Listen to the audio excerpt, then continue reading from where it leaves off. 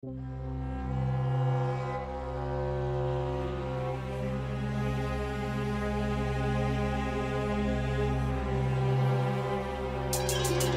শব্দটা শুনলেই অনেকের মাথায় ভয়, রহস্য আর কখনো কখনো নায়ক ভেসে ওঠে। কিন্তু সত্যি কি তারা সবাই একরকম? তো চলুন দেখা যাক হোয়াইট হ্যাট, ব্ল্যাক হ্যাট আর গ্রে হ্যাট এরা কারা, কেন তারা হ্যাক করে, আর আমরা কিভাবে নিজেদের সাইবার দুনিয়ায় নিরাপদ রাখতে পারি। তো চলুন শুরু করা যাক আজকের ভিডিও। সোজা করে বললে হ্যাকার হলেন এমন কেউ যিনি কম্পিউটার সিস্টেম বা নেটওয়ার্কের সীমা, দুর্বলতা বা আচরণ বুঝে এবং তা ব্যবহার করে কিছু করে দেখাতে পারেন। বেশিরভাগ ক্ষেত্রে হ্যাক শব্দের সঙ্গে অপরাধিতার ভাব জড়ায়, কিন্তু সব হ্যাকিং কি অপরাধ? হোয়াইট হ্যাট সিকিউরিটি সিস্টেম বা ডিফেন্স প্রতিষ্ঠানের জন্য সেফটি বাড়ায়, অনুমতি নিয়ে সিস্টেম টেস্ট করে দুর্বলতার রিপোর্ট করে।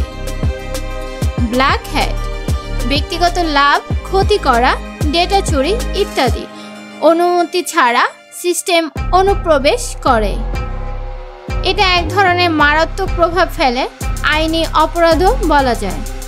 গ্রে হ্যাট হয়তো অনুমতি ছাড়াই দুর্বলতা দেখায়, কিন্তু উদ্দেশ্য জানিয়ে দেয় বা কখনো প্রবেশ করে, কখনো সাহায্যজনক, কখনো সমস্যা বাড়ায়। সব হ্যাকারই অপরাধী। বাস্তবতা অনেক হ্যাকার সাইবার সিকিউরিটি উন্নত করতে কাজ করে। হ্যাক করতে গৌরব তুলি লাগবে।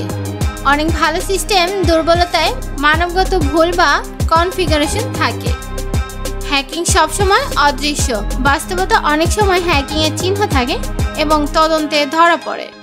হ্যাকারদের জগৎ মোটেই কালো বা সাদা শুধু নয়, এটি জটিল, দায়িত্বশীল এবং কখনো কখনো দারুণ দরকারিও। আমরা যদি নিজেদের রক্ষা করতে শিখি এবং প্রযুক্তিকে ভালো কাজে লাগাই, তাহলে হ্যাকিং সম্পর্কে ভয় না করে বাস্তবিক শিক্ষা গ্রহণ করতেই পারি। আপনি কি জানেন একজন মানুষ কিবোর্ডের কয়েকটা বাটন চাপলেই পুরো এক দেশের যোগাযোগ ব্যবস্থা বন্ধ করে দিয়েছিল? একজন আবার এমন সফটওয়্যার বানিয়েছিল যা পৃথিবীর সবচেয়ে বড় কোম্পানিকেও নতজানু করেছিল। যাদের কাজ হয়তো আইন ভেঙেছিল কিন্তু বদলে দিয়েছিল সাইবার সিকিউরিটির ইতিহাস।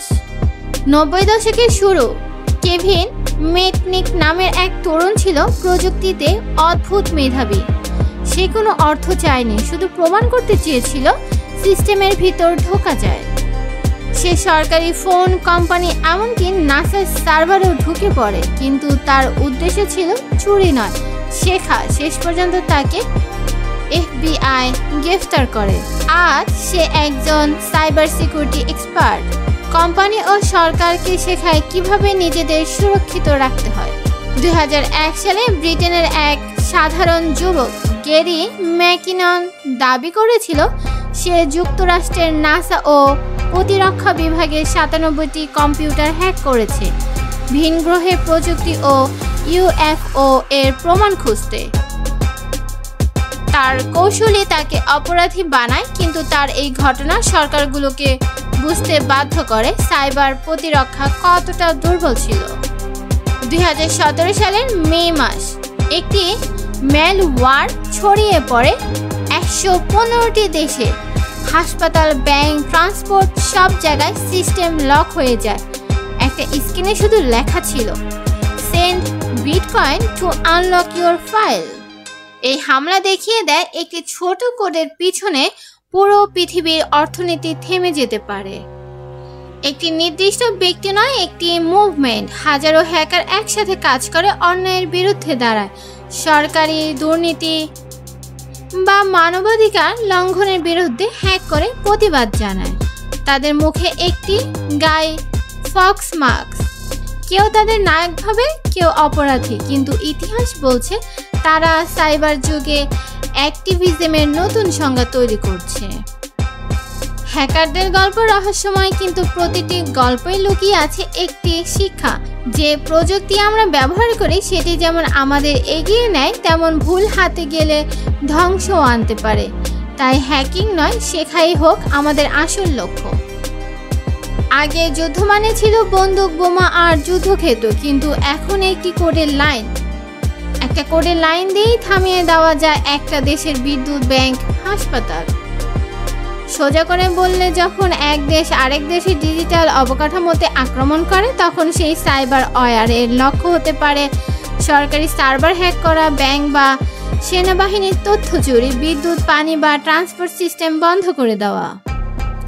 এটা নিঃশব্দ কিন্তু ভয়ঙ্কর, কারণ এখানে একটি ক্লিক মানে হতে পারে কোটি টাকার ক্ষতি বা মৃত্যু। 2009 সালে ইরানের পারমাণবিক প্রজেক্ট এক অদ্ভুত ত্রুটি দেখা যায়। মেশিনগুলো নিজেরাই কাজ বন্ধ করে দেয়। পরে জানা যায় সেটা ভাইরাস নয়, এটা ছিল স্টাক্সনেট, যা তৈরি করেছিল দুই দেশ, যুক্তরাষ্ট্র ও ইসরায়েল। এর লক্ষ্য ছিল ইরানের ইউরেনিয়াম পরিশোধন প্ল্যান্ট ধ্বংস করা, কোনো বোমা ছাড়াই।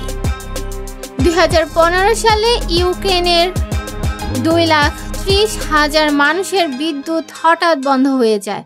তদন্তে জানা যায় রাশিয়ান হ্যাকার গ্রুপ স্যান্ড্রোম তাদের পাওয়ার গ্রিড হ্যাক করেছে। একটা সফটওয়্যারের মাধ্যমে তারা বাটন চেপে পুরো শহর অন্ধকারে ডুবিয়ে দেয়। এটা ছিল ইতিহাসের প্রথম ঘটনা যেখানে একটি দেশ অন্য দেশের পাওয়ার সিস্টেমে সফল হ্যাক চালায়। আজকের দিনে কোনো দেশ যুদ্ধ ঘোষণা না করেও অন্য দেশের সার্ভার, ডেটা বা নির্বাচন প্রক্রিয়ার প্রভাব ফেলতে পারে। সাইবার আক্রমণ এখন শুধু সেনা নয়, সাধারণ নাগরিক, হাসপাতাল, স্কুল সবার ওপর প্রভাব ফেলে। বিশ্বের প্রতিটি দেশ এখন গড়ে তুলেছে তাদের সাইবার আর্মি। বিশেষজ্ঞরা দিনরাত কাজ করছেন সুরক্ষা বাড়াতে। AI, quantum, firewall, cyber schedule সবকিছুই এখন আধুনিক যুগের অংশ। লক্ষ্য একটাই, একটি নিরাপদ ডিজিটাল পৃথিবী গড়া। আগামী যুদ্ধ আর মাঠে হবে না, হবে সার্ভারে। আপনি, আমি, আমরা সবাই এই যুদ্ধে অংশ নিচ্ছি, কারণ আমাদের ডেটা, আমাদের গোপনীয়তা আমাদের ভবিষ্যৎকেই এখন অস্ত্র বানিয়ে দিয়েছে। ইন্টারনেট আমরা জানি ও ব্যবহার করি প্রতিদিন, কিন্তু জানেন কি ওর একটা অদেখা অংশ আছে যেখানে অনুসন্ধান বা প্রশ্ন লুকিয়ে থাকে। সেখানে কিছু সত্য, কিছু মিথ, সব মিশে আছে। ডার্ক ওয়েবের জন্মমূল্য তো ছিল গোপনীয়তা প্রয়োজনেই। গবেষক, সাংবাদিক বা রাজনৈতিক কার্যক্রমকারীরা যেখানে নিরাপদে কথা বলতে চাইতো, কিন্তু গোপনীয়তা ও অদেখা পরিবেশে সুবিধা নেওয়া হয়েছে অপরাধীর হাতে বেচাকেনা ডেটা ফাঁস, ম্যালওয়্যার এবং আরও অনেক কিছু। ডার্ক ওয়েব সব অপরাধী বাস্তবতা। ডার্ক ওয়েবে বৈধ গোপনীয়তা, প্রয়োজনীয়তা ও অর্থনৈতিক কার্যকলাপ উভয়ই আছে। ডার্ক ওয়েবে গেলে আপনি সম্পূর্ণ অদৃশ্য থাকবেন। বাস্তবতার কিছু কৌশল গ্রহণ করে আইন। ডার্ক ওয়েব সবসময় রহস্যময় ও সিনেমার মতো। বাস্তবতা অনেক ঘটনাই বাস্তব, কিন্তু বেশিরভাগ ব্যবহারই জীবনযাপনের বাইরে ও ঝুঁকিপূর্ণ। ডার্ক ওয়েবে কেবল প্রযুক্তিগত কৌশল জোর দিয়ে যাওয়া যথেষ্ট নয়। আপনি যেটা করছেন সেটার আইনি ও নৈতিক প্রভাব বিবেচনা করা জরুরি। অনেক দেশ ডার্ক ওয়েবে কাজ করা বা সেখান থেকে অবৈধ পণ্য পাওয়া সরকারি ফৌজদারি অপরাধ। মনে রাখবে, প্রাইভেসি এবং লিগ্যালিটি একই জিনিস নয়। ইন্টারনেটের অন্ধকার দুনিয়া রহস্যময়, জটিল এবং বিপজ্জনক। কৌতূহল মানুষকে এগিয়ে নিয়ে যায়, কিন্তু কৌতূহলকে ন্যায়, আইন ও সতর্কতার সঙ্গে মেশাতে হবে। আপনি যদি নিরাপত্তা ও প্রাইভেসি নিয়ে গভীরভাবে জানতে চান, তবে শিক্ষা গ্রহণ করেন, আইনি পথে কাজ করেন এবং কখনোই বেআইনি হাতিয়ার বা বাজারে নিজেকে জড়িয়ে পড়বেন না।